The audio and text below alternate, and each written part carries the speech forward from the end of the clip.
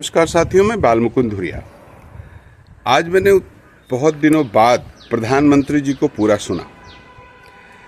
उत्तर प्रदेश में भाषण कर रहे थे। योगी जी भी थे और मोदी जी भी थे। मोदी जी देश के प्रधानमंत्री 10 साल से हैं। अपनी बातों को कहने के बजाय आधा भाषण तो धार्मिक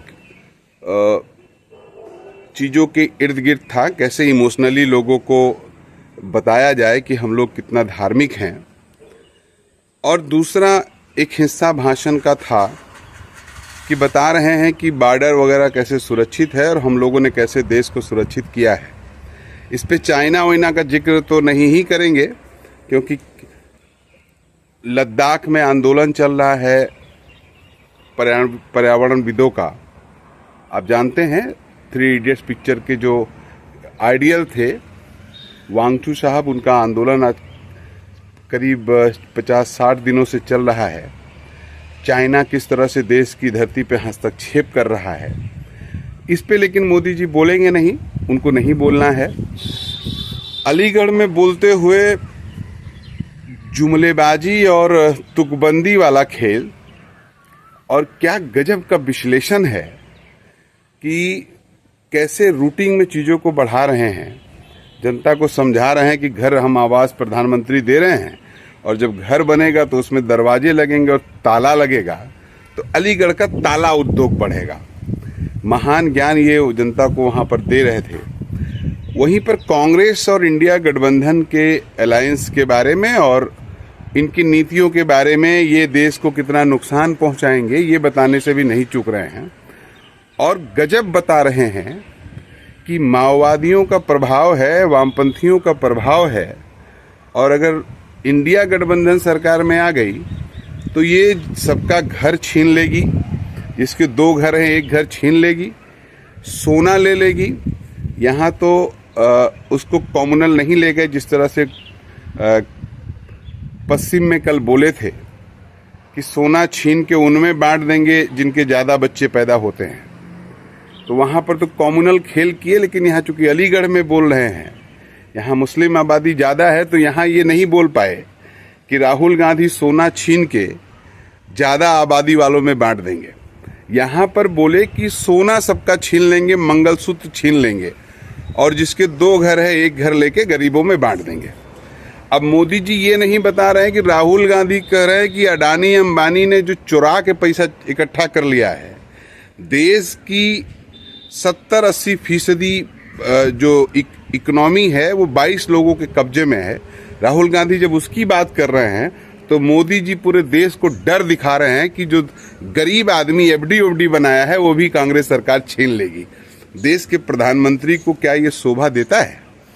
इतने नीचा उतर के, इतने नीचे आके बात का बतंगड़ कोई बनाए, और वो भी देश का प्रधानमंत्री। तो इसलिए मैंने पूरी बात इनकी सुनी। बड़ा हंसी आ रही थी कि देश के प्रधानमंत्री 10 सालों में क्या किए, ये सब बताने के बजाय इस तरह की हल्की बातें करके कांग्रेस और समाजवादी पार्टी गठबंधन का मखौल उड़ा रहे हैं। हकीकत ये है कि भारतीय जनता पार्टी हार रही है। हकीकत ये है कि पहले चरण में इनका बुरा हाल हो गया है, लेकिन उसके बावजूद भी कॉम्युनल खेल और जनता को जो मूर्ख बनाने वाला अभियान है, बरगलाने वाला अभियान है, जनता से झूठ बोलने वाला अभियान है, ये इनका जारी है। ये मैं कह रहा हूं तो आपको लग सकता है विपक्षी पार्टी की भाषा में बोल रहा हूं। आप अभी सुनेंगे तो आप खुद आकलन लगा लीजिएगा कि देश के प्रधानमंत्री और उत्तर प्रदेश के मुख्यमंत्री कैसे कॉम्युनल और धार्मिक ताने बाने से बाहर नहीं निकल पा रहे हैं। मोदी जी कहते हैं कि पहले डर होता था कि जगह जगह टीवी में प्रचार आता था कि लावारिस वस्तुएं ना छुएं, उसमें बम हो सकता है। हमारे शासनकाल में ये खत्म हो गया। अरे महोदय, मालेगांव ब्लास्ट की जो मुख्य आरोपी थी उसको आपने संसद बना दिया था। या जितना भी देश भर में इस तरह के घटनाएं हुई हैं, उसमें एक बड़ा रोल आपके संगठन का है, जिस संगठन ने आपको बनाया है। और आज आप जब सत्ता में हैं तो स्वाभाविक है आपके लोग दंगा फसाद नहीं कर रहे हैं, तो देश में कम दंगे हो रहे हैं। तो कल आप बंगाल जाके देख लीजिए, रामनवमी के दिन लत्तम जुत्तम हुआ, दंगा की पूरी कोशिश हुई। तो जहां पर आपकी सरकार नहीं है वहां पर दंगे क्या कम हुए हैं? तो देश के प्रधानमंत्री देश को ऐसे संबोधित कर रहे हैं कि कक्षा 1 के बच्चे हों देश वाले, और ये जो भी अनाप शनाप बोलेंगे वो देश मान लेगा। लेकिन फिर भी आप सुनिए और देखिए कि किस तरह से झूठ का पिटारा लेके देश का प्रधानमंत्री घूम रहा है। आप सुनेंगे, आपको थोड़ा डिफरेंट लगेगा। सुनिए जरा। वंदे। बहनों और भाइयों,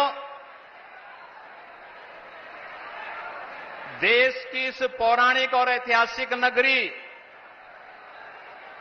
अलीगढ़ में देश के यशस्वी प्रधानमंत्री और दुनिया के सबसे लोकप्रिय राजनेता आदरणीय श्री नरेंद्र मोदी जी हम सब के बीच में अपना योग्य मार्गदर्शन देने के लिए यहां पर उपस्थित हुए हैं।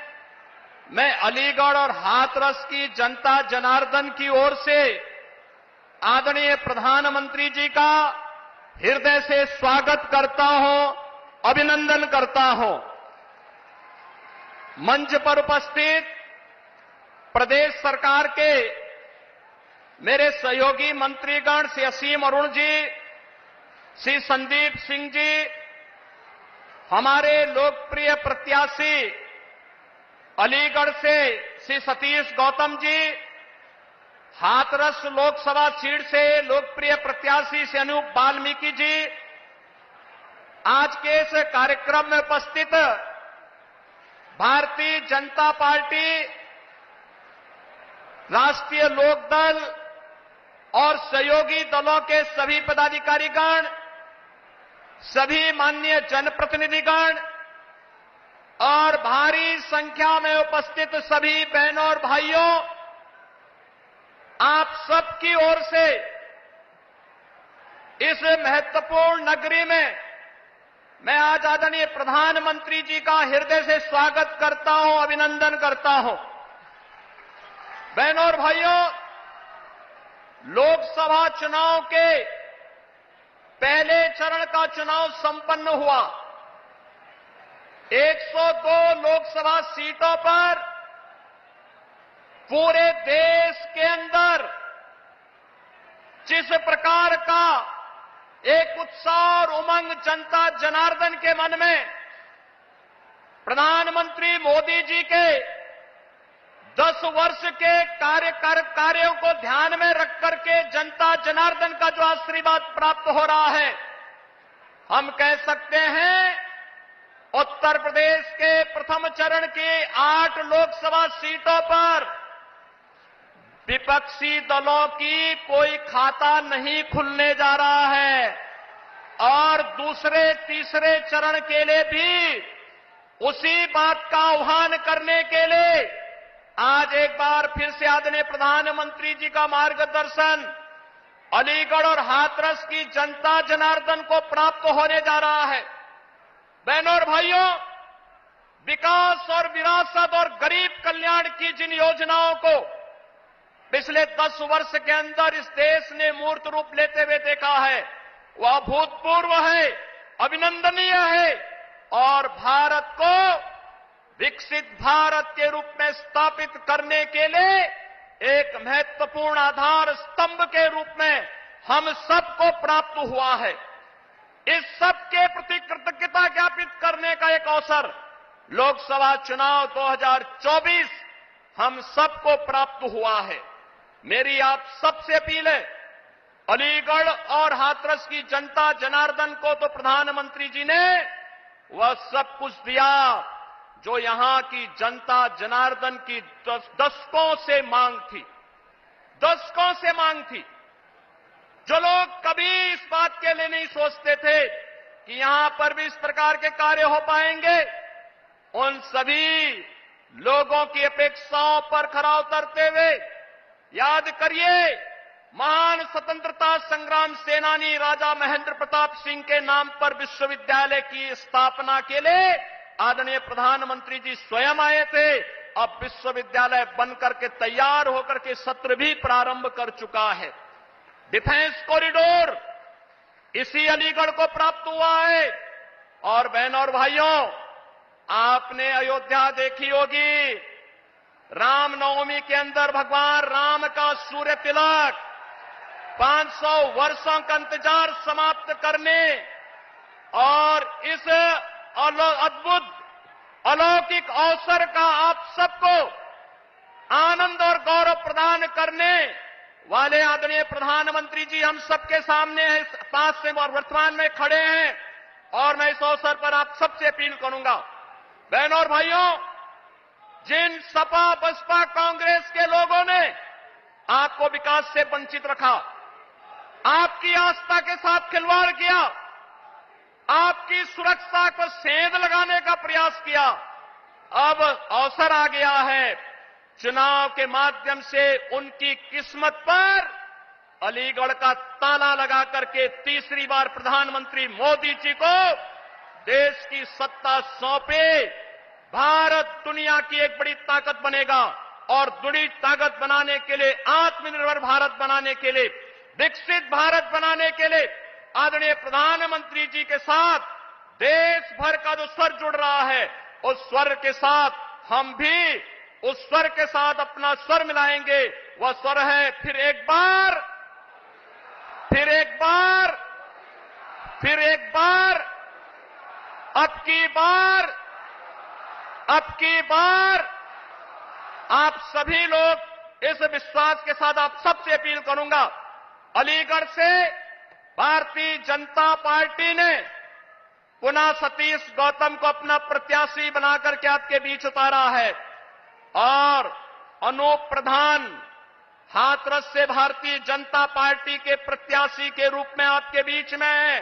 आदरणीय प्रधानमंत्री जी के प्रतिनिधि के रूप में कमल चुनाव चिन्ह के साथ आपके बीच में है। आप सबसे मेरी अपील होगी, हमें कमल चुनाव चिन्ह देखना है और मोदी जी के 10 वर्ष के कार्यों के प्रति कृतज्ञता ज्ञापित करने का जो एक अवसर हम सबको प्राप्त हो रहा है, इस रूप में हम लोग चुनाव जिता करके भारतीय जनता पार्टी और सहयोगी दलों को विजयी बना करके भेजेंगे। इस विश्वास के साथ मैं एक बार फिर से आदरणीय प्रधानमंत्री जी का हृदय से स्वागत करता हूं, अभिनंदन करता हूं। धन्यवाद। जय जय श्री राम। बहुत धन्यवाद और आभार लोकप्रिय मुख्यमंत्री आदरणीय योगी आदित्यनाथ जी। मैं जिनका स्मरण इस वक्त अपनी बात रखने के लिए करना चाहती हूं, ऐसी देश दुनिया के सबसे बड़े नेता, हिंदुस्तान के लोकप्रिय प्रधानमंत्री, जिन्होंने रामलला की प्राण प्रतिष्ठा के लिए 11 दिन तक यम और नियम का पालन किया, कठोर उपवास किया, धरती पर सोए, नदियों में स्नान किया, रामलला के मंदिर, उनके से जुड़े हुए मंदिरों के दर्शन करने का काम इस देश के प्रधानमंत्री जी ने किया। मैं उनसे निवेदन पूर्वक, आग्रह पूर्वक, विनम्रता पूर्वक उनसे निवेदन करती हूं कि वो आए और अपनी बात इस जनता जनार्दन के सामने रखें। न तो कामाए राज्यम न मोक्षम न पुनर्भवम, कामाए दुख तृप्ता नाम प्राणी नामार्थ नाशनम। माननीय प्रधानमंत्री जी।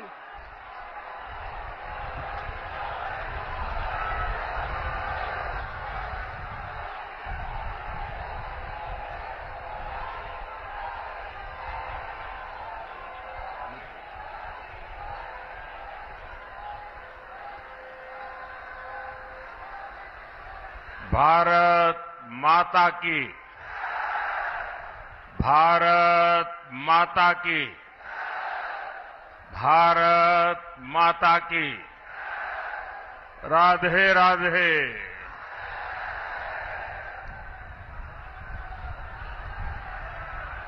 इसी मैदान में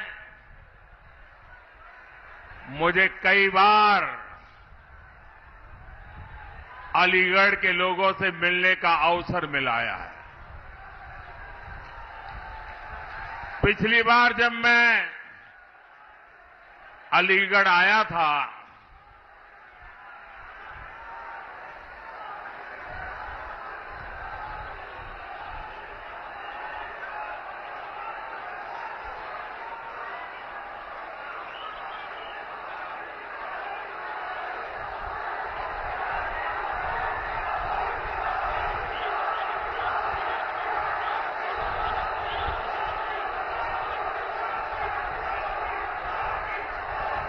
आपका मन भर जाए फिर मैं बोलना शुरू करूं।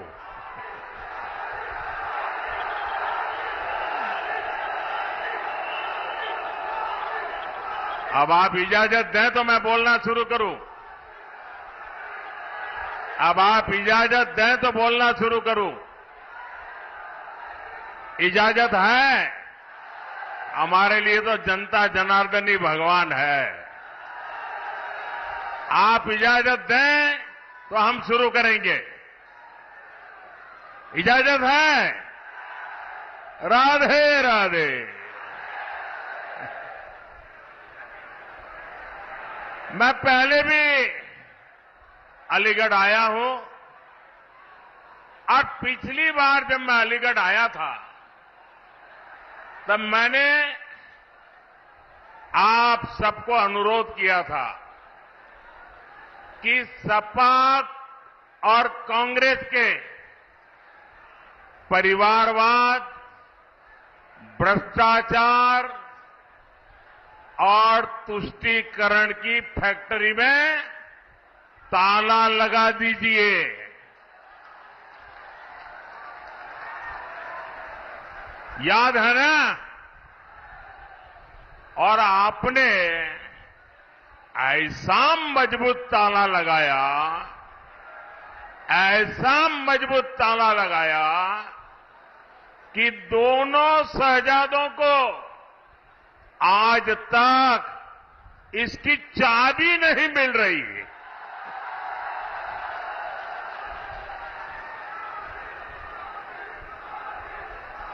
आज मैं अलीगढ़ की जनता को, हाथरस के मेरे भाई बहनों को फिर एक बार प्रार्थना करने आया हूं, आपका आशीर्वाद लेने आया हूं।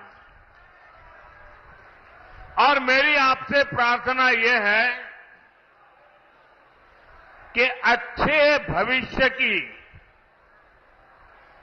विकसित भारत की चाबी भी आप ही के पास है। अब देश को गरीबी से पूरी तरह से मुक्त करने का समय आ गया है। अब देश को भ्रष्टाचार से पूरी तरह मुक्त कराने का समय आ गया है।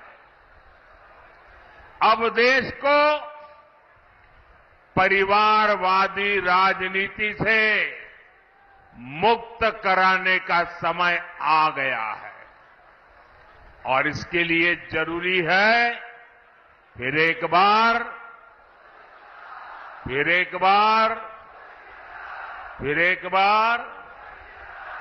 साथियों, इस बार अलीगढ़ में 26 अप्रैल को और हाथरस में 7 मई को मतदान है। आपको अलीगढ़ से मेरे छोटे भाई सतीश गौतम जी को और हाथरस से मेरे अनन्य साथी अनूप वाल्मीकि जी को भारी मतों से जिताना। और इसके लिए मुझे आपके आशीर्वाद चाहिए। और आप भले यहां वोट हमारे सतीश जी को देंगे होंगे या अनूप जी को देते होंगे, लेकिन ये पक्का मानिए, जब कमल के निशान पर बटन दबाएंगे ना तो मोदी को सीधा आपका वोट मिल जाएगा। तो मैं ये वोट मोदी के लिए मांगने के लिए आया हूं। आपका आशीर्वाद मिलेगा, आपका आशीर्वाद मिलेगा, भरपूर मिलेगा। अच्छा, हमें एक और बात भी याद रखनी होगी। एक तरफ फसल की कटाई का समय है, शादी ब्याह का भी समय है और गर्मी तो पूछो मत। है, सब कुछ है, लेकिन भाइयों बहनों, देश से तो बड़ा कुछ नहीं होता ना। देश से बड़ा कुछ होता है। देश का इतना बड़ा महत्वपूर्ण चुनाव है, हमें सारे काम छोड़ करके वोट करना चाहिए कि नहीं करना चाहिए? सुबह सुबह वोट करना बहुत जरूरी है। करोगे? धूप निकलने से पहले वोट हो जाए, जलपान से पहले मतदान हो जाए। आपके एक एक वोट का बहुत महत्व है। अब आप देखिए, पहले आए दिन बॉर्डर पर बम गोले चलते थे, गोलियां चलती थी और आए दिन हमारे वीर सपूत शहीद होते थे। तिरंगे में लिपट करके उनका शरीर घर लौटता था। आज ये सब बंद हो गया कि नहीं हो गया? सबकी बोलती बंद हो गई कि नहीं हो गई? उनकी तोप और बंदूक बारूद सब बिक गए कि नहीं बिक गए? पहले आए दिन आतंकी बम फोड़ते थे, सीरियल ब्लास्ट होते थे। अयोध्या को नहीं छोड़ा, काशी को नहीं छोड़ा, हर बड़े शहर में आए दिन बम धमाका। अब सीरियल बम धमाकों पर भी अब फुल स्टॉप लग गया है कि नहीं लग गया है? और जो फर्स्ट टाइम वोटर है ना, उनको शायद याद नहीं होगा। तब वो 5 साल, 7 साल, 8 साल, 10 साल के होंगे। जरा याद कीजिए, आपके परिवार में पूछिए, उस समय अखबारों में, टीवी पर एडवर्टाइजमेंट आता था। और एडवर्टाइजमेंट क्या होता है कि कहीं पर भी कोई लावारिस चीज दिखाई दे तो उसके दूर रहना, उससे छूना मत। कहीं बैग दिखाई दे, कहीं कुकर दिखाई दे, कहीं टिफिन का बॉक्स दिखाई दे, उधर पास मत जाना, तुरंत पुलिस को जानकारी देना। ये आए दिन सूचना दी जाती थी। एयरपोर्ट पे जाओ तो इसका अनाउंसमेंट होता था, रेलवे स्टेशन पर जाओ उसका अनाउंसमेंट होता था, बस स्टेशन पर जाओ अनाउंसमेंट होता था कि लावारिस चीजों को हाथ में लगाओ। इन मेरे फर्स्ट टाइम वोटर है ना, तब बहुत छोटे थे, उनको मालूम नहीं होगा। ये सरकार लगातार बोलती थी, सूचना देती थी। क्यों? क्योंकि इन लावारिस चीजों में बम रखे जाते थे और कोई निर्दोष व्यक्ति उसको हाथ लगाता था, वो मौत के घाट उतर जाता था। भाइयों बहनों, ये मोदी योगी का कमाल है। ये सारा बंद हो गया। हुआ कि नहीं हुआ? शांति मिली कि नहीं मिली? और जब शांति मिलती है तो सुरक्षा मिलती है तो विकास होता है कि नहीं होता है? पहले आर्टिकल 370 के नाम पर जम्मू कश्मीर में अलगाववादी शान से जीते थे और हमारे फौजियों पर पत्थर चलाते थे। अब इन सब पर फुल स्टॉप लग गया कि नहीं लग गया? लग गया कि नहीं लग गया? पहले अलीगढ़ में भी आए दिन कर्फ्यू लगता था। अगल बगल के लोगों को अलीगढ़ आना है तो फोन करके पूछते थे, भाई शांति है ना, मैं आऊं तो चलेगा ना। शादी की तारीख तय करनी हो तो पूछते थे यार कहीं दंगा हो जाए, ऐसे इलाके में शादी नहीं करेंगे, कहीं और करेंगे। ये हाल था कि नहीं था? ये गया कि नहीं गया? ये योगी जी ने करके दिया है आपको।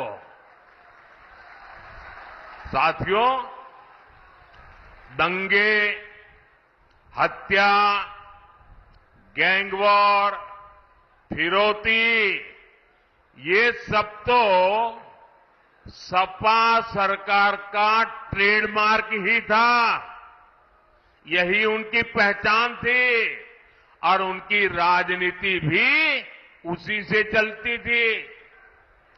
एक समय था जब हमारी बहन बेटियां घर से बाहर निकल नहीं पाती थी। योगी जी की सरकार में अपराधियों की हिम्मत नहीं है कि वो नागरिकों का अमन चैन बिगाड़े। साथियों, कांग्रेस, सपा जैसी पार्टियों ने हमेशा तुष्टीकरण की राजनीति की और मुसलमानों के राजनीतिक, सामाजिक, आर्थिक उत्थान के लिए कभी कुछ नहीं किया। और जब मैं पसमानदा मुसलमानों की मुसीबत की चर्चा करता हूं तो इनके बाल खड़े हो जाते हैं, क्योंकि ये ऊपर के लोगों ने मलाई खाई है और ये पसमानदा मुसलमानों को भी उसी हालत में जीने के लिए इन लोगों ने मजबूर कर दिया है। साथियों, इसी क्षेत्र में 3 तलाक से पीड़ित कितनी ही बेटियों का जीवन तबाह हो गया था।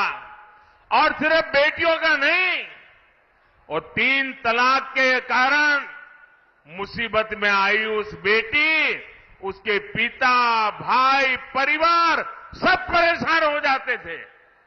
अब मोदी ने 3 तलाक के खिलाफ कानून बनाकर उनका जीवन भी सुरक्षित किया है।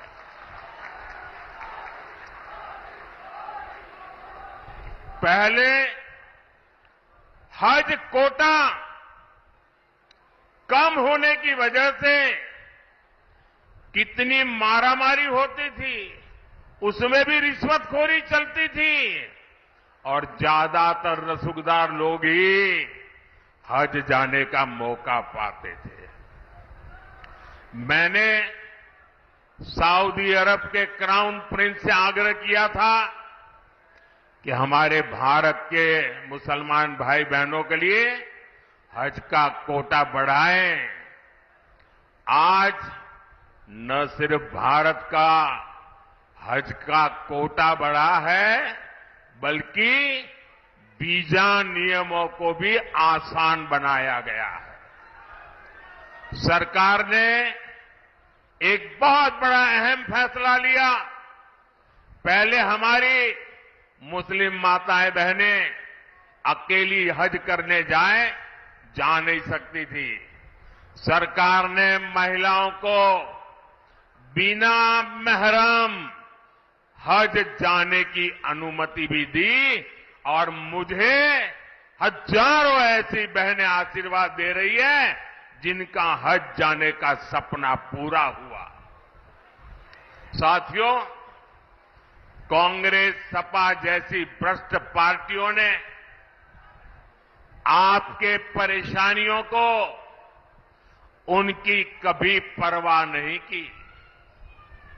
गरीब को पैसे देकर भी पूरा राशन नहीं मिलता था, बिचौलिए ही लूट लेते थे।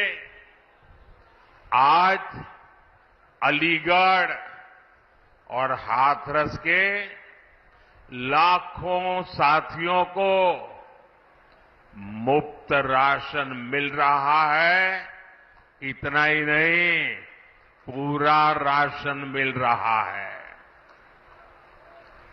अलीगढ़ और हाथरस के लाखों परिवारों को आयुष्मान भारत योजना के तहत मुफ्त इलाज की सुविधा भी मिली है। अब मोदी की गारंटी है कि देश के हर परिवार में, आपके घर में जो बुजुर्ग माता पिता है, दादा दादी है, नाना नानी है, चाचा चाची है, अब उम्र के कारण और कोई तो काम कर नहीं पाते और उम्र के कारण कोई न कोई बीमारी आ ही जाती है। अब आपके डबल जिम्मा होता है, एक तो परिवार के बुजुर्गों को संभालना, दूसरा जिम्मा होता है अपने बच्चों का भविष्य बनाना, और उसमें अगर बुजुर्ग कोई बीमार हो गए तो सारा बोझ आप पर आ जाता है। ये मोदी है जिसको आपकी भी चिंता है, और इसलिए मोदी ने गारंटी दी है कि आपके परिवार के 70 साल की ऊपर के आयु के कोई भी बुजुर्ग माता पिता को 5 लाख रुपए तक मुफ्त इलाज की चिंता ये बेटा करेगा। भाइयों बहनों, ये राशन मिल रहा है, इलाज मुफ्त में मिल रहा है, घर मिल रहे हैं, ये सब किसने किया? ये सब किसने किया? किसने किया? किसने किया? किसने किया? किसने किया? आपका जवाब गलत है। ये मोदी ने नहीं किया, ये आपके एक वोट ने किया है। आपके वोट की ताकत है जिसके कारण गरीब का भला हो रहा है, और इसलिए इसका जो पुण्य है ना, उस पुण्य के आप भी उतने ही हकदार हैं। भाइयों और बहनों, आजकल जब मैं कहता हूं कि 10 साल में जो किया वो तो ट्रेलर है, ट्रेलर। हमें तो बहुत सारा काम करना है, और जब मैं इतनी सारी बातें बताता हूं ना, तो ये सपा कांग्रेस वालों को समझ ही नहीं आता ये मोदी कहां ले जा रहा है। बोले पहले तो हम तू मैं में राजनीति करते थे, अब मोदी इतनी बड़ी दुनिया की तरफ देश को ले जा रहा है, वो मोदी के साथ कदम ही नहीं मिला पा रहे। अभी क्षेत्र में देखिए, अलीगढ़ में हवाई अड्डा बन गया, पड़ोस में जेवर में इंटरनेशनल एयरपोर्ट बन रहा है, गाजियाबाद अलीगढ़ नेशनल हाईवे बन गया, अलीगढ़ कानपुर नेशनल हाईवे बन गया, हाथरस भी मथुरा बरेली एक्सप्रेसवे से जुड़ रहा है। अलीगढ़ और हाथरस दोनों रेलवे स्टेशन आधुनिक बनाए जा रहे हैं।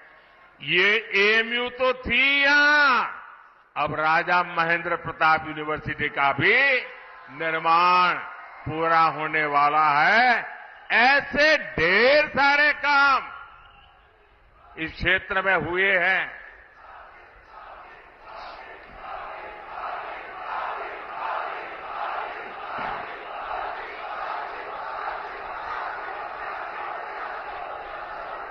अब आप मुझे बताइए, इतने सारे काम हो जाए तो किसी को भी आराम करने का मन कर जाए कि न कर जाए?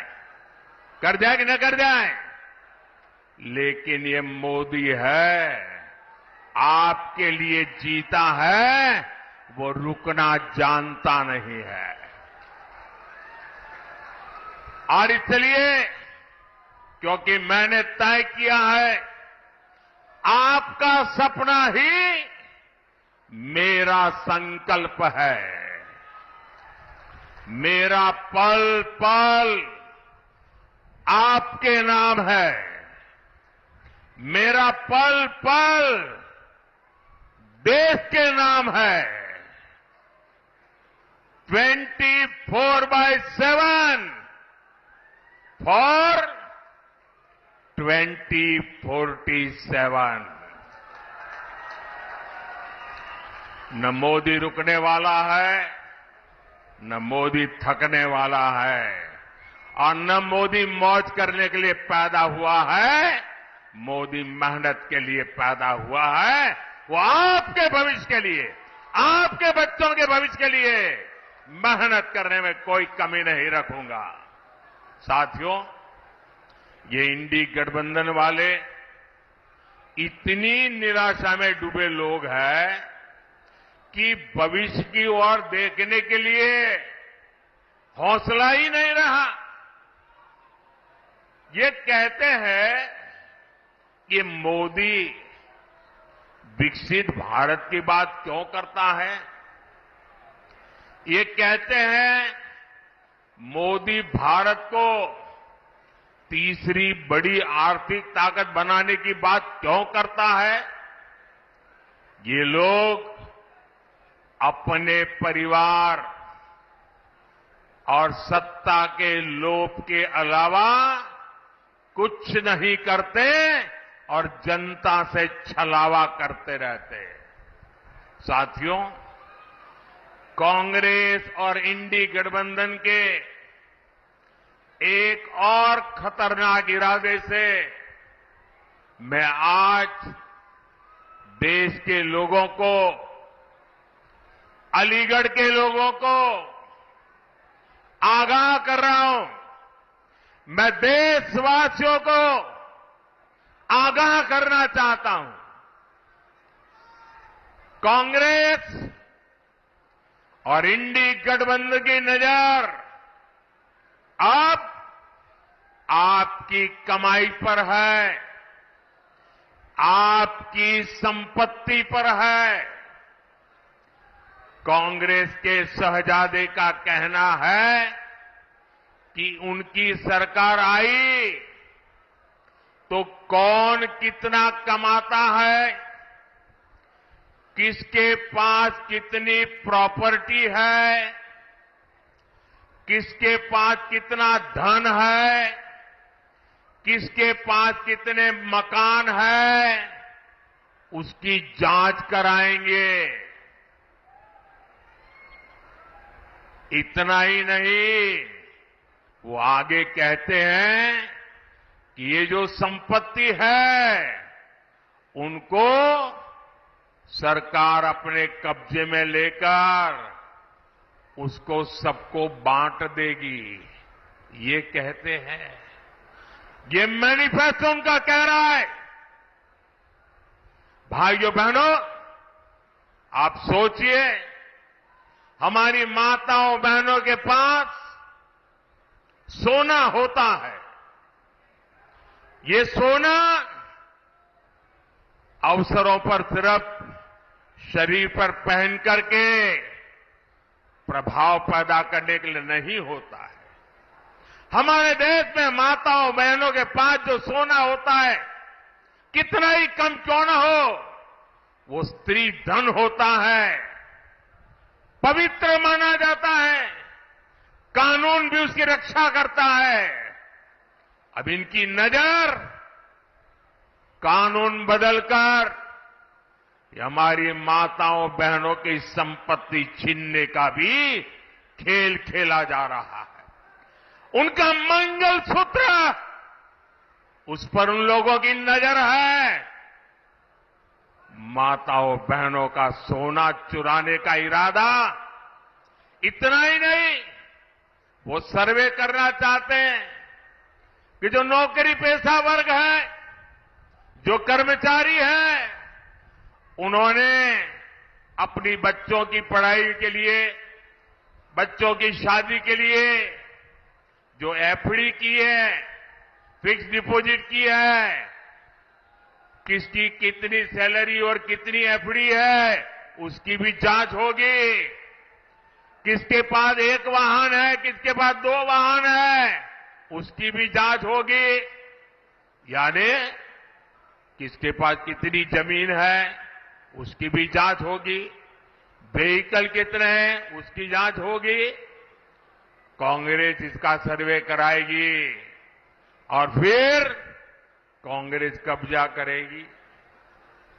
सरकार के नाम पर कब्जा करके आपकी संपत्ति को छीन करके बांटने की बात कर रही है। कांग्रेस यहां तक जाएगी, अगर आपका गांव में पुराना पैतृक घर है, बच्चों के भविष्य के लिए आपने शहर में मानो छोटा फ्लैट ले लिया और अगर पता चला कि आपका गांव में भी एक घर है तो दो में से एक छीन लेंगे कि आपको दो की जरूरत नहीं है, जिसको नहीं उसको दे देंगे। कांग्रेस के लोग कहेंगे कि आपके पास गांव में एक घर तो पहले से ही है। ये माओवादी सोच है, ये कम्युनिस्टों की सोच है। ऐसा करके कितने ही देशों को वो पहले बर्बाद कर चुके हैं। अब यही नीति ये कांग्रेस पार्टी और इंडिया अलायंस भारत में लागू करना चाहती है। आपकी मेहनत की कमाई, आपकी संपत्ति पर कांग्रेस अपना पंजा मारना चाहती है। आपका स्त्री धन लूटना चाहती है। माताओं बहनों का मंगलसूत्र अब सलामत नहीं रहेगा, ये कांग्रेस ने कहा है। इन परिवारवादी लोगों ने देश के लोगों को लूटकर अपना इतना साम्राज्य बना लिया है। आज तक इन्होंने अपनी अकूट संपत्ति से देश के किसी गरीब को कुछ नहीं दिया। अब इनकी नजर देश के लोगों की संपत्ति पर पड़ गई है। साथियों, जनता के धन को लूटना,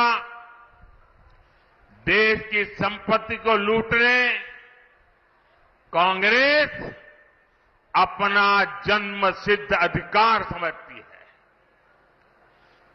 आपको याद होगा, देश आजाद हुआ तब से सेना की हर खरीद में घोटाले करने वाली कांग्रेस कभी भी यहां डिफेंस कॉरिडोर नहीं बनवा सकती। बीजेपी की वजह से अब हमारा यूपी आत्मनिर्भर भारत, आत्मनिर्भर सेना का बहुत बड़ा हब बनने जा रहा है। और जो लोग योगी जी की पहचान सिर्फ बुलडोजर से करते रहते हैं, मैं उनकी जरा आंखें खोलना चाहता हूं, उनकी आंखें खोलना चाहता हूं। उत्तर प्रदेश में आजादी के बाद जितना औद्योगिक विकास नहीं हुआ वो अकेले योगी जी के कालखंड में हुआ है। वन डिस्ट्रिक्ट वन प्रोडक्ट का उनका मिशन आज पूरे देश में नई इज्जत बना रहा है। आपने सिर्फ बुलडोजर बुलडोजर की बातें कही, अगर विकास को नई ऊंचाइयों पर कोई ले गया है तो योगी जी की सरकार ले गई है। और काशी के सांसद के नाते, मैं उत्तर प्रदेश का सांसद हूं, ये मेरे भी माननीय मुख्यमंत्री है, मैं गर्व अनुभव करता हूं कि मेरे पास ऐसे साथी हैं।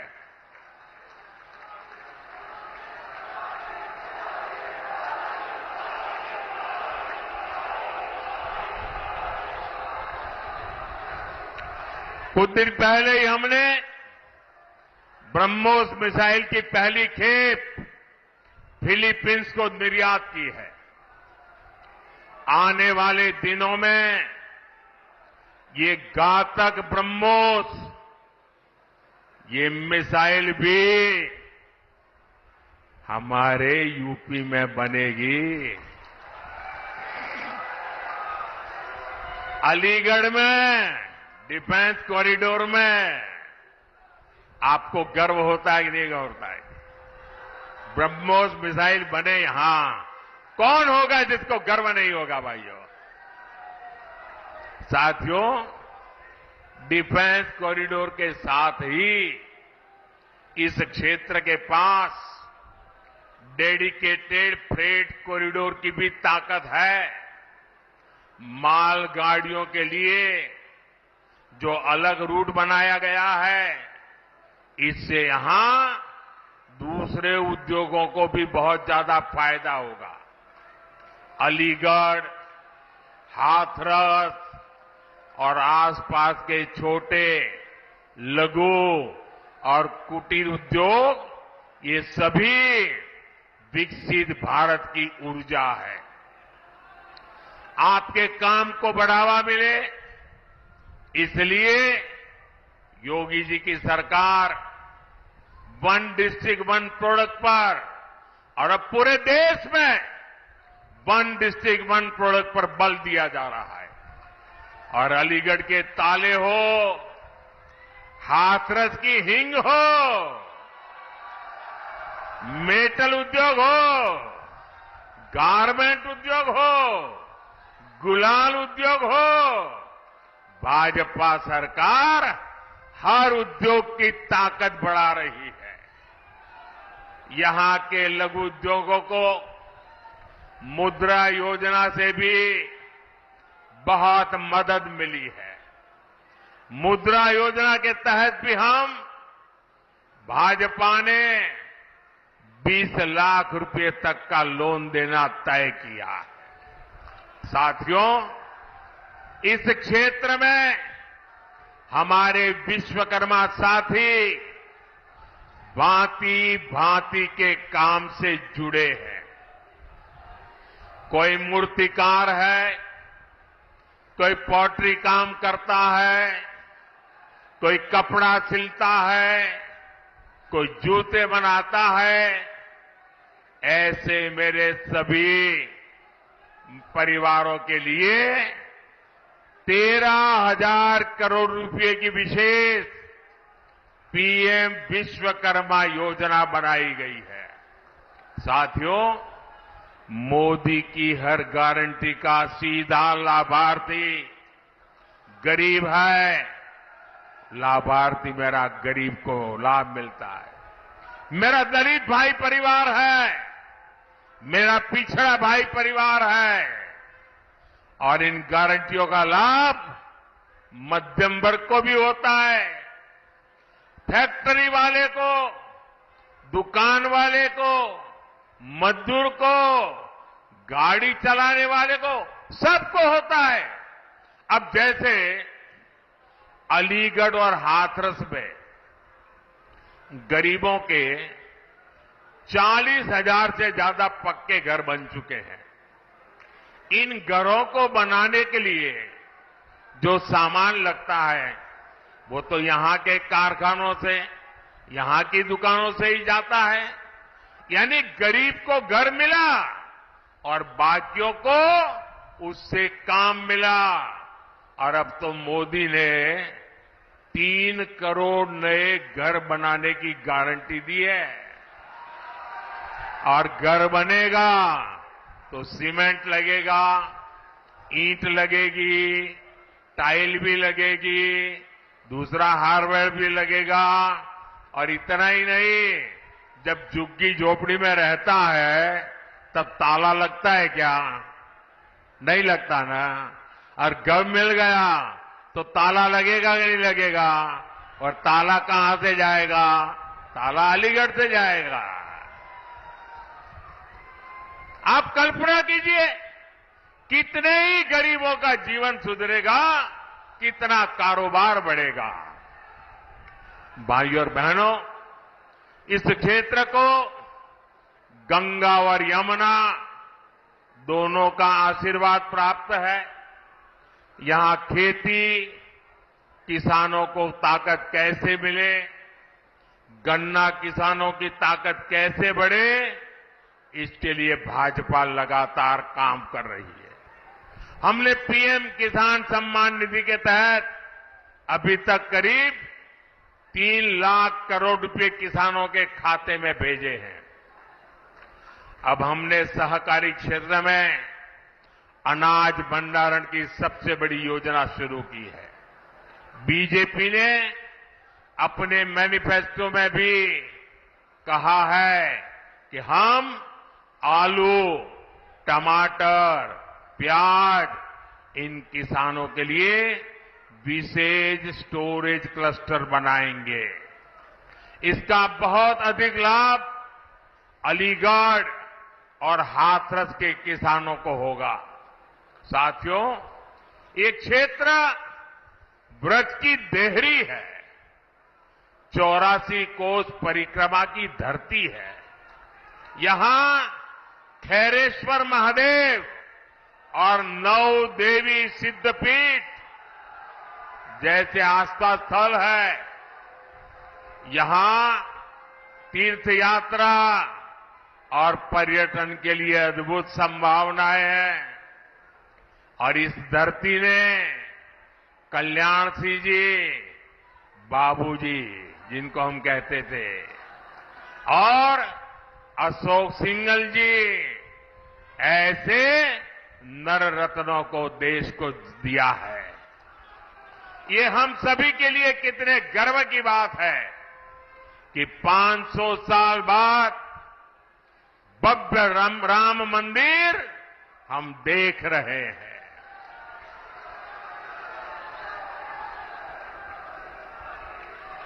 और जब भव्य राम मंदिर की बात आती है ना, तो उनकी नींद उड़ जाती है। उनको लगता है कि ये 70 साल तक हम रोक करके बैठे थे, ये मोदी क्या आ गया, इतने साल में ही कोर्ट से जजमेंट भी आ गया, मंदिर भी बनना शुरू हो गया, मंदिर बन भी गया, प्राण प्रतिष्ठा भी हो गई, रोज लाखों लोग आने भी लग गए। अब इनकी नींद उड़ गई है, मैं क्या करूं बताओ।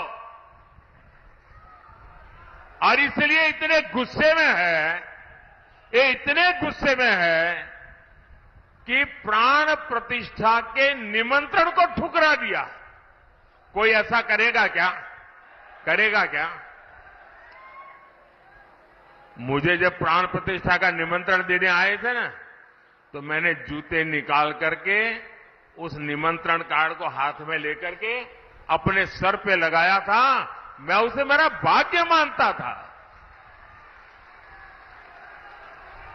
भव्य राम मंदिर आज के भारत को विकसित होने का आशीर्वाद दे रहा है।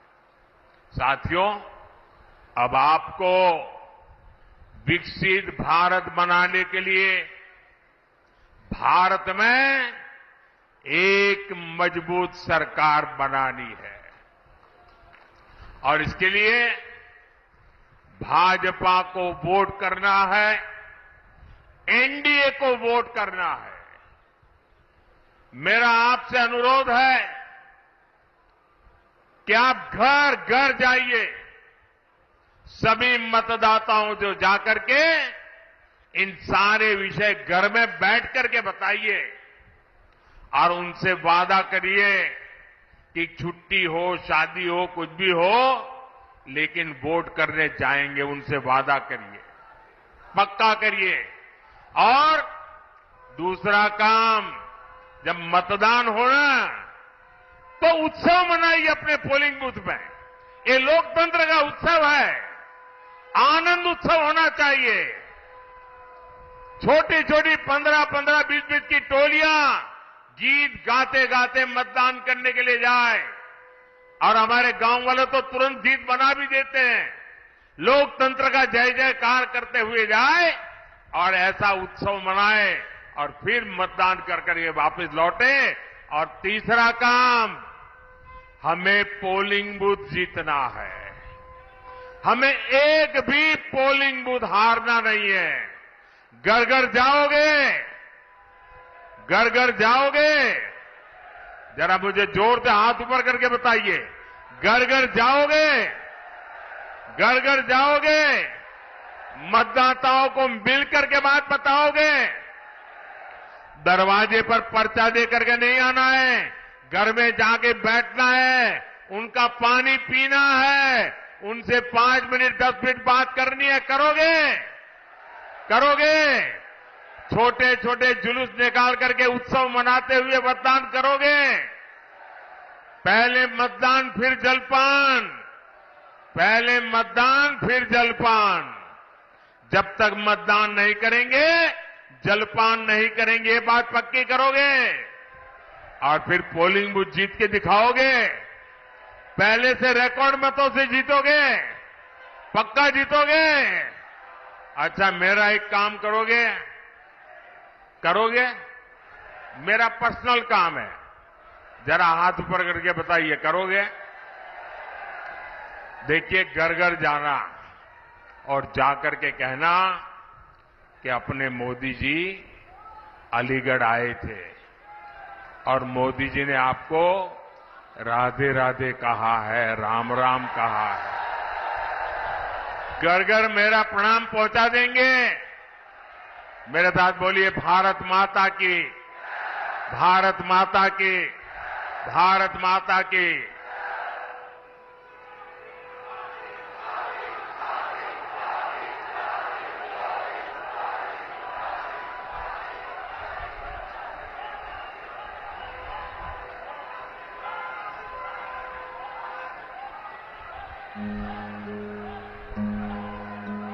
सालों से देश था हाल बेहाल, प्रगति की धीमी पड़ी थी चाल। फिर देश नामों को चुनकर लाया, नामों ने भी अपना वादा निभाया। उन्नत देश जो था बस सपना, बस यही था सपना उसका अपना। चुनता रहा वो राह सही, जो जनहित में हो चुनाव।